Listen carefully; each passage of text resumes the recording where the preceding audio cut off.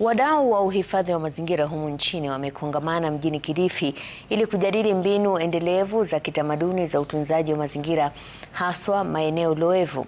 Wakiongozwa na mkurugenzi wa taasisi ya utafiti wa samaki na viumbe vya majini nchini KIMFRI, Daktari Paul Orina, wadau hao wamesema ipo haja kwa jamii kuhamasishwa jinsi ya kutunza maeneo loevu ikizingatiwa kuwa wao ndio wanaoishi katika maeneo hayo.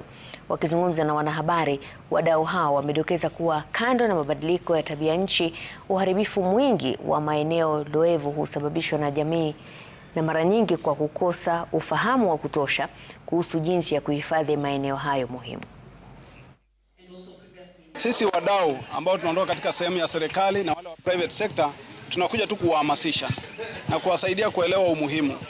Lakini leo la muhimu sana kabisa ni kuweka jamii katikati ya mazungumzo ya leo ili kwamba waweze kuelewa umuhimu wao katika kutunza maeneo yale. Tumekuwa katika njia za kuangazia sababu ya uharibifu na hiyo ndiyo tunayoshughulikia.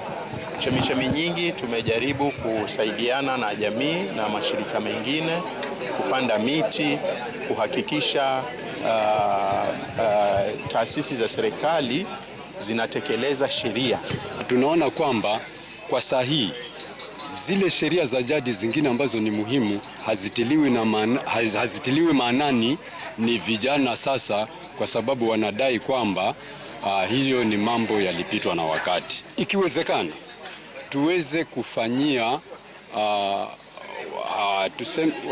urekebisho wa zile sheria za jadi. This is an important day to us because we are looking at how communities, especially the local and traditional knowledge, and how these communities contribute to, science-based decision making on conservation and restoration of wetlands. Kwa vijana